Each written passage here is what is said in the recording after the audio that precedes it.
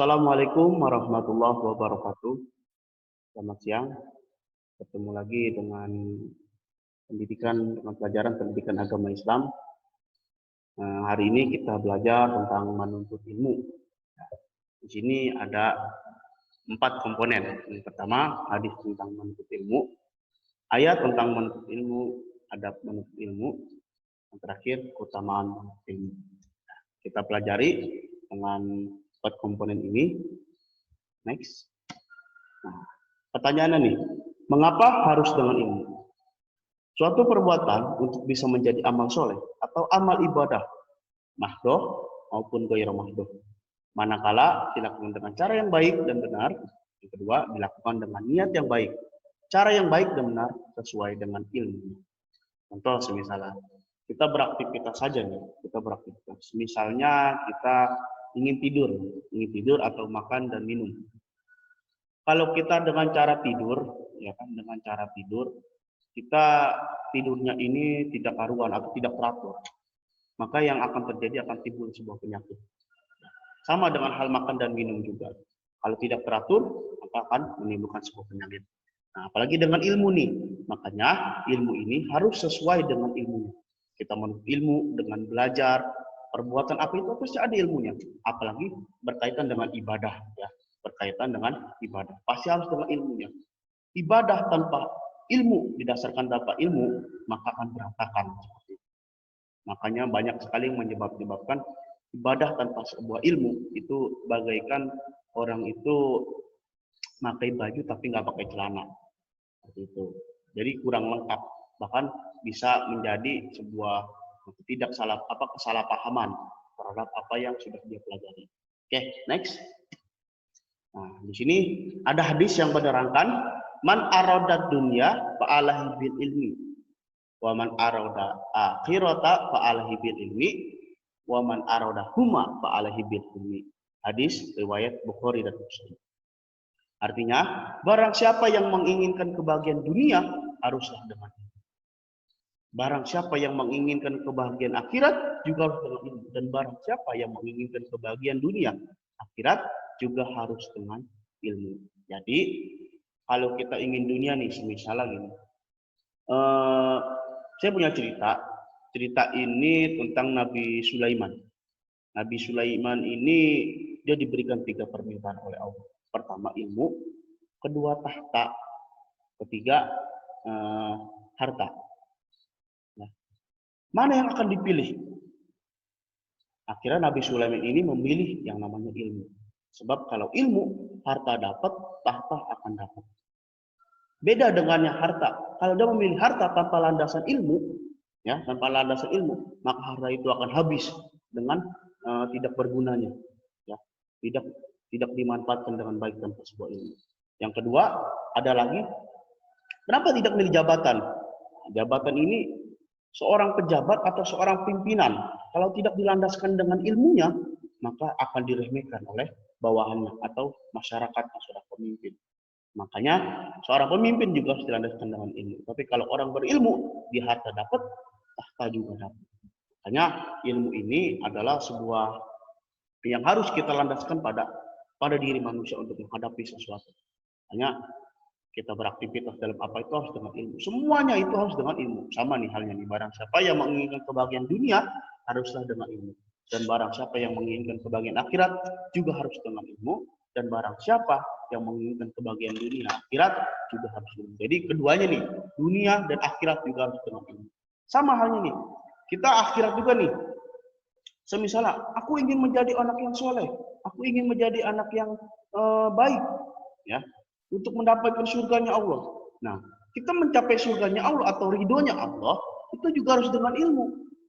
Dengan cara apa? Makanya tadi untuk amal soleh dan perbuatan baik itu harus dilandaskan dengan ilmu. Keduanya nih, dunia dan akhirat harus dilandaskan pada ilmu. Tuh, sama hadis riwayat Bukhari dan Muslim. Oke, next. Di sini ada ayat Al-Quran, Quran surat Az-Zumar. Ya, Quran surat Az-Zumar, surat ke-39 ayat 9. Bismillahirrahmanirrahim. Aman huwa qanitun ana al-laili sajidan sajidan wa qa'iman yahjarul akhirata wa yarju rahmata rabbih kul hal yastawil ladzina ya'lamuna wal ladzina la ya'lamun innama yatadzakkaru ulul albab. Artinya, apakah kamu hai orang musyrik yang lebih beruntung ataukah orang yang beribadah di waktu-waktu malam dengan sujud dan berdiri sedang ia takut kepada azab akhirat dan mengharapkan rahmat Tuhan? Katakanlah, adakah sama orang-orang yang mengetahui dengan orang-orang yang tidak mengetahui? Sesungguhnya orang yang barakalah yang mendapat menerima pelajaran. Tuh. Jadi orang yang menerima pelajaran ini yang akan mendapatkan sebuah keberkahan. Ada keberkahan ini artinya setiap orang pelajar ini sama nih, kita belajar juga bukan hanya di kelas ya. Belajar juga kita di rumah kita belajar. Nah, apalagi di situasi pandemi ini nih.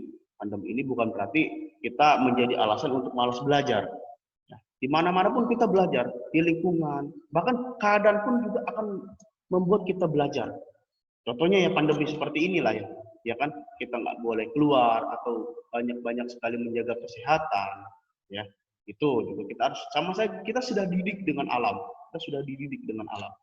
Artinya orang yang bisa dapat menerima pelajaran itu akan ya masuk seperti yang sudah diterangkan dari Quran surat Az-Zumar ayat 9 ini.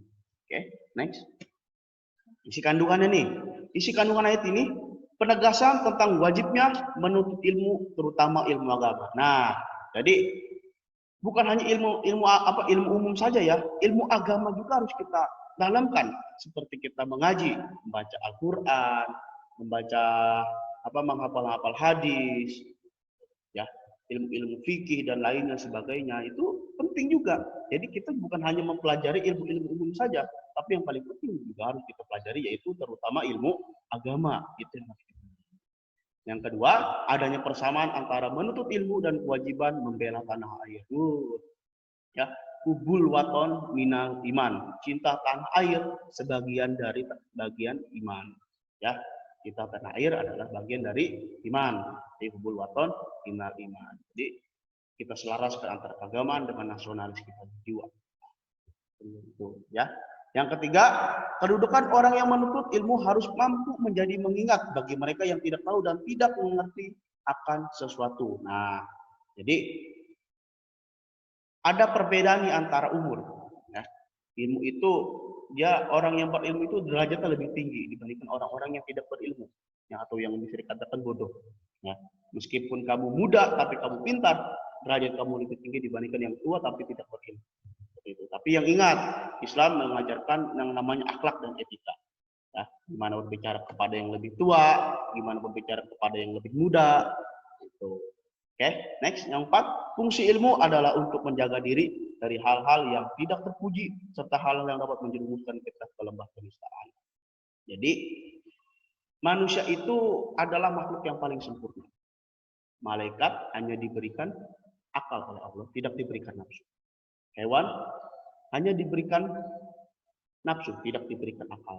Oleh manusia, akal dan nafsu Allah berikan untuk manusia. Makanya di sini adalah fungsi ilmu adalah untuk menjaga diri dari hal-hal yang tidak terpuji.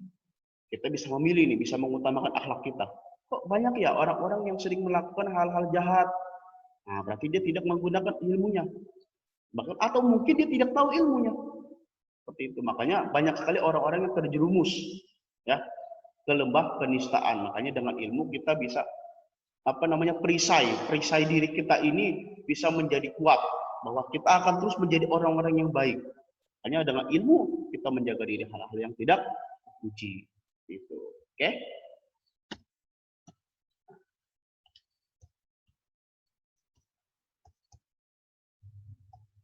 Terima kasih. Mudah-mudahan yang kita pelajari hari ini bisa bermanfaat. Assalamualaikum.